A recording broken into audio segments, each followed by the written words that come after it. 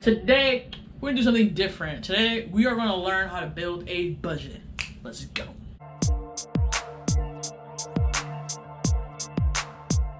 So, if you're new to the channel, welcome. I encourage you to subscribe, turn on that notification bell, and let's give this video a thumbs up.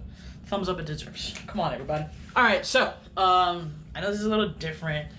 Today we're gonna talk about money because for those of you just getting started, for those of you that took a 7-year break and decided to come back into the game, whether you're a music producer, you're making beats, whether you are an artist and you're trying to get your music out there, some of you are gonna say, I can't do it because I don't have any money and I don't have any time. And I feel you on that because this shit ain't cheap. You know what I'm saying? Like, gear is expensive. Monitors are like $150. A good microphone is a good $100, $200. You know what I'm saying? Like a computer to begin with. The DAW systems aren't cheap. So what we're gonna do in this video is I want to show you guys how to build a budget like a boss, so that you guys can have a better understanding of where your money is going, how you're keeping your money, how you're spending your money. And trust me when I say this, that when you have this down pat, you're gonna get to the point in your life where you're not worried about money every single night when you go to bed. And that's gonna give you all that lack of stress, all that lack of anxiety, because you're not worried about how you're gonna pay your electric bill tomorrow. It's gonna give you more room, more headspace, so you can get creative. I know because it worked for me. A couple of years ago, I read this amazing book and I really got down packed. I was like, all right, let me check my budget. So that's what I did, and I decided that I was gonna pay off my debt. So what I did was I paid off all my credit cards, and I paid off my car. And my car, I owed I have 3 years left of payments, and I paid it off in like 6 months. I shit you not, it was so satisfying the day that I paid my last car payment. It was awesome. But so that's what I'm gonna teach you right now. I'm gonna teach you how to build a budget so that you keep track of your money, know where your money's going, know where your money's staying, all that good stuff, so that you can make better money decisions. You could see where the glitch in the matrix is. And what I mean by that is that what we have up here versus what's actually happening are two complete different things. And what I'm trying to get at is that sometimes you'll be like, oh, I have $100 in the bank. Cool, and then you check and you have $99. Now you're saying, D, that's only $1. But trust me, it adds up. So let's get started with this budget.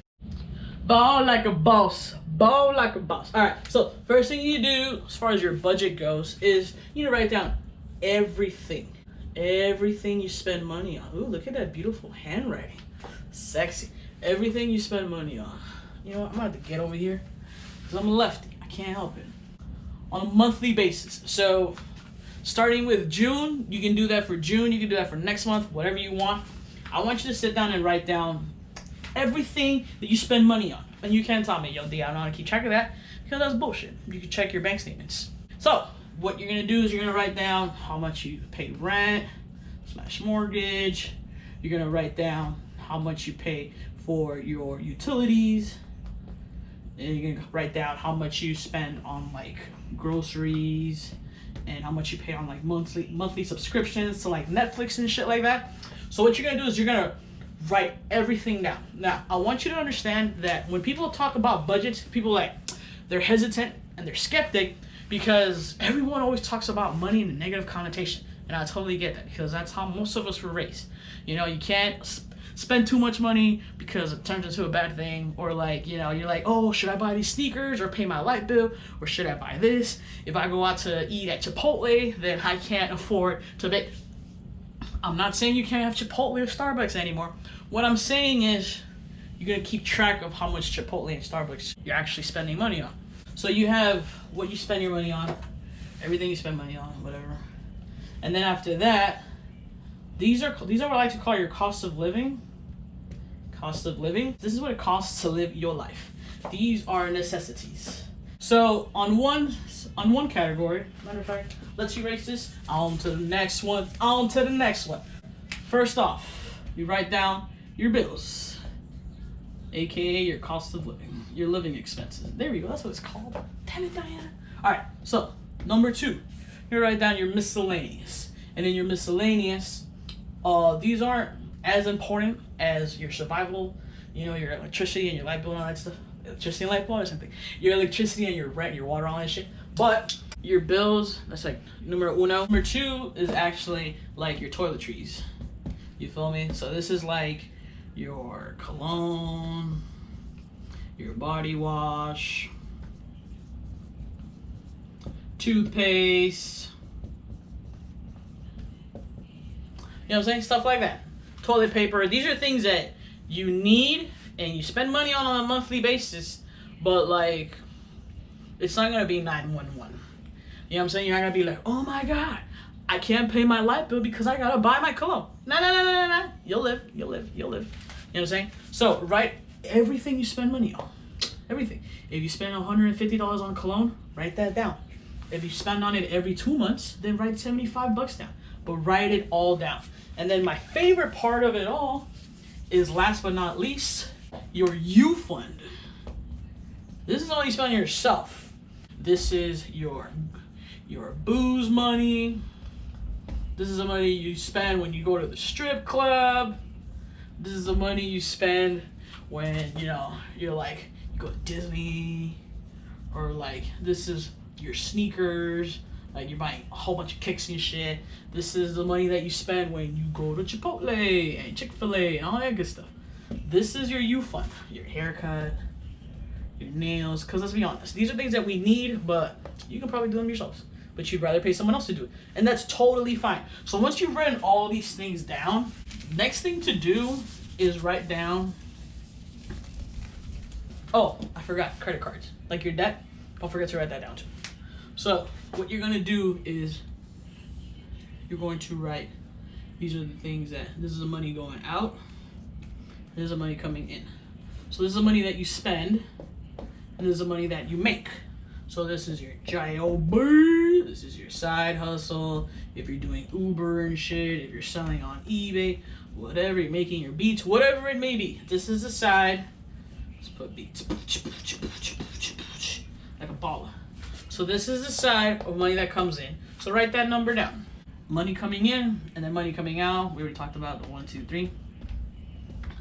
So what you're gonna do next, obviously, is you're gonna subtract this number from this number, right? And obviously, the object of the game is to make sure that this number is super, super far away from this number. And what I mean by that is, if you make $5,000 a month, let's say you make $1,000 a month, to keep the math easy, you need to make sure, you need to do your best to get to the point in your life where you are only spending 50% of your income, which is $500, on your cost of living.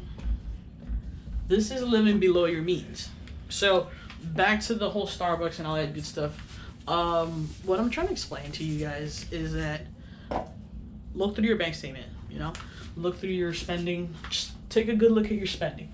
And I'm not saying you can't have Starbucks, but if you buy 5 Frappuccinos a month, like, do the math for that. How much is that? 5 times 5, 25 plus tax, it's 26. No.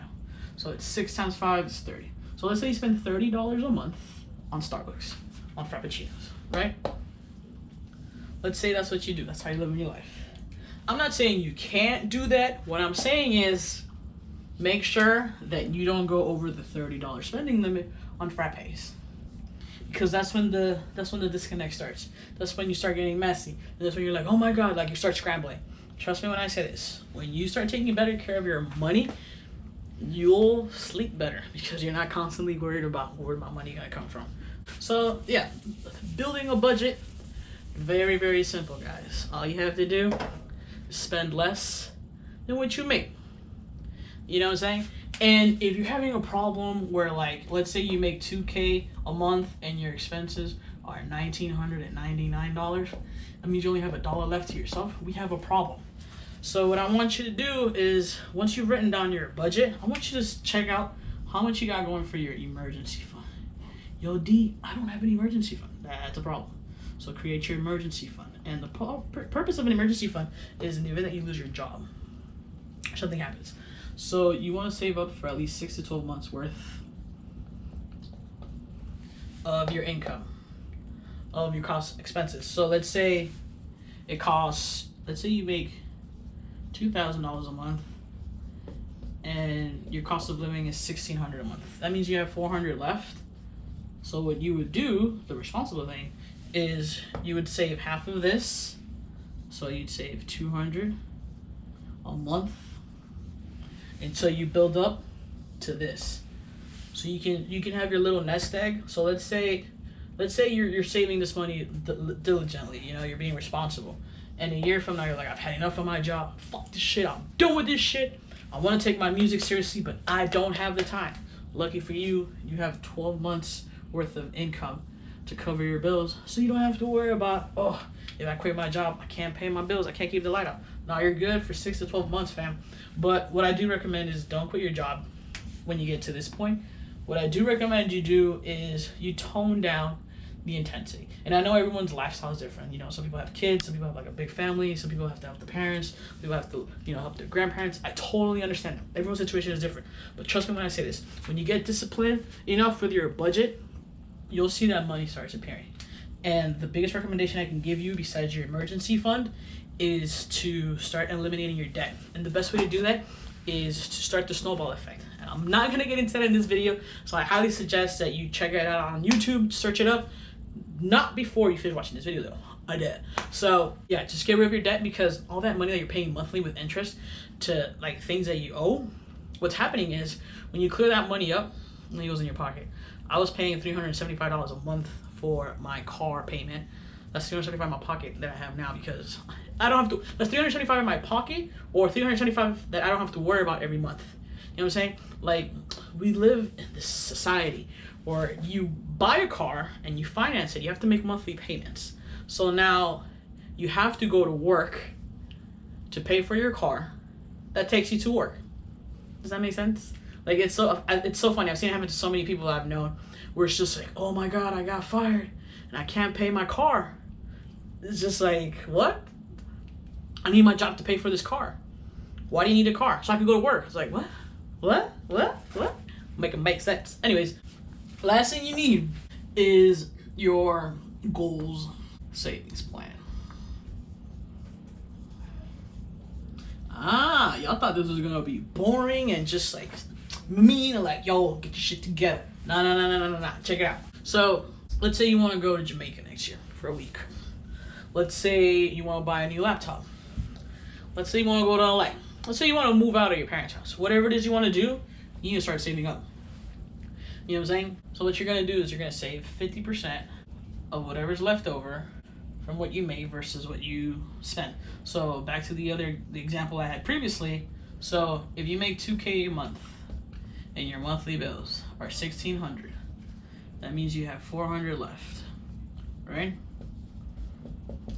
So what you're going to do is you're going to put 200, just like that. 200 is going to go towards your emergency fund, and then the other half is going to go towards your goals. So this money is the one you're going to save in case something happens, shit hits the fan, and this is the one you're going to save for whatever it is you want. So if you want to buy a new MIDI keyboard, this will be in your goals list. Let's say you want to buy a car, whatever it may be. Just know that when you work with a budget and you know where every single one of your dollars is going, once again, you're not as stressed, because you're like, oh, one of your friends is like, yo, you want to go grab a drink? And I know times are different now, but someone says, hey, yo, you want to go grab a drink? And you're like, I'm pretty sure you done it in your head, because I know, so you're like, damn, if I go out and get a drink, one drink's like $8, and then I tip $2, that's $10. That's not bad. Okay, but then what happens if we're gonna eat something that's like $10? So that's more tip. So that worked to $25. But what happens if one drink turns to 2 drinks? And 2 drinks turns to 3 drinks? Because it always happens. You're like, oh, we're gonna go out, and you're like, I'm only gonna spend $20, and then you end up spending like $150, and you're like, oh shit, what am I gonna do now? Because now I'm down $150 and I can't pay my rent on the first. But when you have every single dollar taken care of, you're like, wait, can I afford this? Because what happens is we look at what we have in our like a bank accounts, and we're like, oh, I have $500, I'm good, because this bill is $50, this bill is $150. But I don't know what it is, but the math we do in here and the math that happens with our accounts are never coincide. So guys, take the time to write out your own budget plan. You know what I'm saying? Like, trust me, this is something that, like, it sounds really dorky right now, but when you get to that point in your life where you're not stressed out about money, this will be worth it. It'll be because of this. There's a saying that says, if you can't handle $1,000, what makes you think you can handle $1 million? You know what I'm saying? So that's something to put into perspective. More money isn't going to solve your problem now. It's how much money you keep versus how much you spend that's going to affect your wealth and the life you live. So, fam, that's going to be the end of this video. I really hope you appreciate it. This is something very, very different. I promise you the next video will have some music in it. But this is just something that I felt like you guys would appreciate. You guys can check out Matt Diabella's YouTube channel. He's fucking awesome. And he talks about how he got out of debt. I think he had like $120,000 in debt, student loans and shit. And he paid it off in like a year, living with his parents and stuff. So it is doable. It's not impossible, but it's going to take some time. All right, fam. Don't forget to like, comment, subscribe, all that good stuff. And I will see you in the next video. Like always, don't sleep on me, baby. Peace.